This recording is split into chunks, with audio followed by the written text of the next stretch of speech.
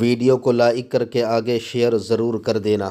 جب تک کہ جب وہ سخاوت دریا جیسی نہ ہو جائے۔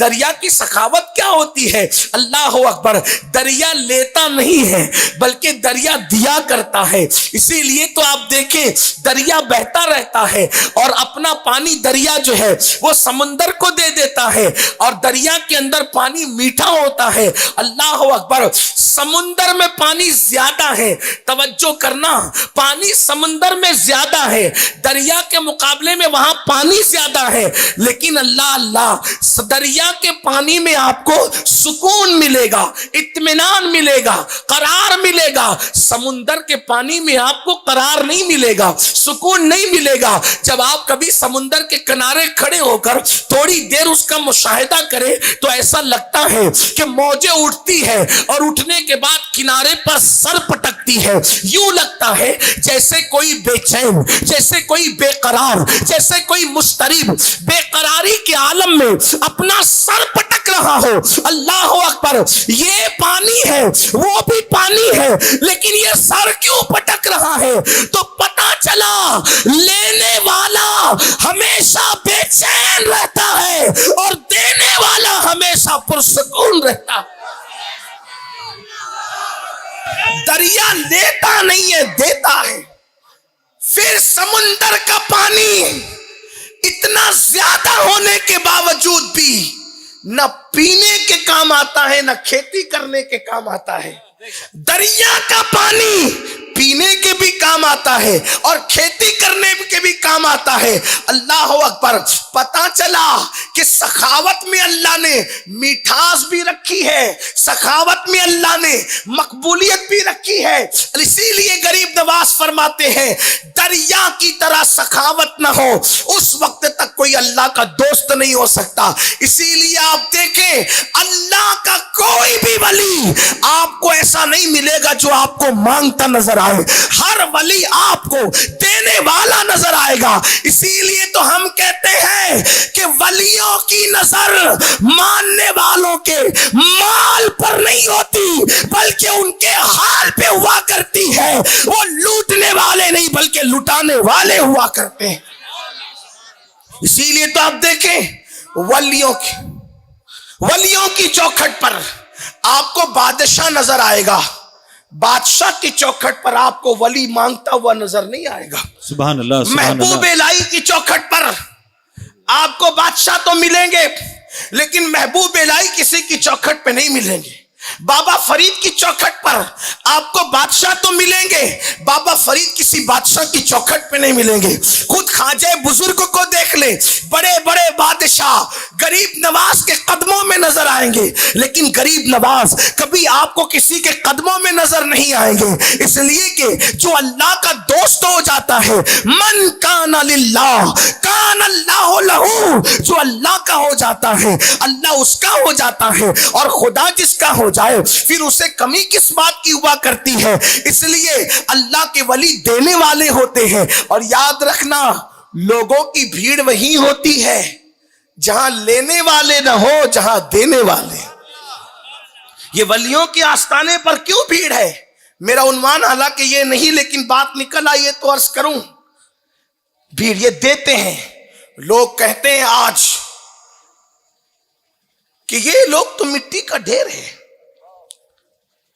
ہندوستان میں مشکل ہمارے لیے یہ ہے کہ 1857 کے بعد سے انگریزوں کے اس مشن نے ہمیں اتنا نقصان پہنچایا، لڑاؤ اور حکومت کرو۔ تو جب انگریز ہندوستان آیا تو انگریز کے آنے تک ہندوستان کا بادشاہ ہو یا ہندوستان کی عوام ہو، یہ سب کے سب اس عقیدے پر تھے، اکثریت میں، جو صحابہ اور اہل بیت کا عقیدہ تھا۔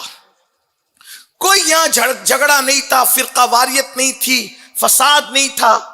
چند 2.5% لوگ تھے جن کو ایک بادشاہ کی ضرورت ایران سے یہاں تک لائی تھی، ان کا کوئی شمار بھی نہیں تھا، ان کی کوئی گنتی بھی نہیں تھی۔ وہ اپنی اپنی دنیا میں مست تھے، ان کی کوئی اہمیت نہیں تھی، نہ لوگ ان کے ساتھ اٹھتے تھے نہ بیٹھتے تھے، نہ شادی بیاہ کرتے تھے، ان کے اپنے معاملات علیحدہ تھے۔ جس طریقے سے مسلمان 100% میں 2.5% زکوٰۃ کو الگ کرتا ہے، پھر کبھی استعمال نہیں کرتا، بلکہ وہ فقیروں کی جھولیوں میں ڈال دینے میں ہی اپنی ذمہ داری سمجھتا ہے، ایسے ایک بادشاہ نے اپنی ضرورت کے تحت ایران سے کچھ لوگوں کو لایا تھا، اور وہ چند لوگ تھے مال کے میل کی طرح، باقی ان کی کوئی اہمیت نہیں تھی، اس لیے ان کا کوئی شمار بھی نہیں۔ حضرت امیر خسرو رحمت اللہ علیہ اپنے زمانے میں ایک خط لکھتے ہوئے فرماتے ہیں کہ میرا ہندوستان ایسا ملک ہے جہاں کی مرغی اور جہاں کی مچھلی بھی سنی ہے۔ آپ نے اپنے ذوق کے مطابق لکھا کہ یہاں کی دریا میں جو مچھلی ہے، ہندوستان کے دریا میں جو مچھلی ہے وہ بھی سنی ہے۔ یہ حضرت امیر خسرو کا خط ہے۔ اس سے پتا چلا کہ یہاں کا بچہ سنیت کے رنگ میں رنگا ہوا تھا، محبت کے رنگ میں رنگا ہوا تھا، عشق کے رنگ میں رنگا ہوا تھا۔ جو کلمہ پڑھنے والا تھا وہ یا رسول اللہ کہنے والا تھا، جو کلمہ پڑھنے والا تھا وہ یا غوث کہنے والا تھا، اللہ اکبر، جو کلمہ پڑھنے والا تھا وہ ولیوں کے آستانے پر جانے والا تھا۔ لیکن 1857 میں اللہ اکبر جس وقت انقلاب کی صدا گونجی اور علماء نے انگریزوں کو دھول چٹانے کی کوشش کی، تو اس کے نتیجے میں انگریزوں نے ہندوستان کے مسلمانوں کو ڈیوائیڈ کرنا اور تقسیم کر کے حکومت کرنے کی پالیسی پر عمل کیا۔ تو نتیجہ کیا ہوا؟ ایسے لوگوں کو پیدا کیا گیا جو نبیوں پر اعتراض کرے، جو ولیوں پر اعتراض کرے، جو خدا پر اعتراض کرے۔ لیکن میں بات صرف آپ کو اتنا کہنا چاہتا ہوں، لوگ کہتے ہیں کہ ولی کچھ دے نہیں سکتا اور ولی کو کچھ دینے کی حیثیت نہیں، اس لیے کہ ان کے ناک پر اگر مکھی بیٹھ جائے تو یہ مکھی نہیں ہٹا سکتے۔ آپ سے میں کہنا چاہتا ہوں، اور حیرت بھی مجھے اس پر ہے، مسلمان جوانوں کو تھوڑا عقل سے کام لینا چاہیے۔ میرے عزیز، کمپیوٹر کے معاملے میں آپ عقل سے کام لیتے ہو، دنیاوی کاروبار کے معاملے میں آپ اتنے ذہین ہو، لیکن آپ قرآن و سنت کا معاملہ آتا ہے تو آخر کیوں بدھو بن جاتے ہو؟ لوگ کیا کہتے ہیں کہ دیکھو قرآن کہہ رہا ہے کہ کوئی ولی اپنی ناک پر بیٹھی بھی مکھی نہیں ہٹا سکتا، تو ان خبروں پر کیوں جاتے ہو؟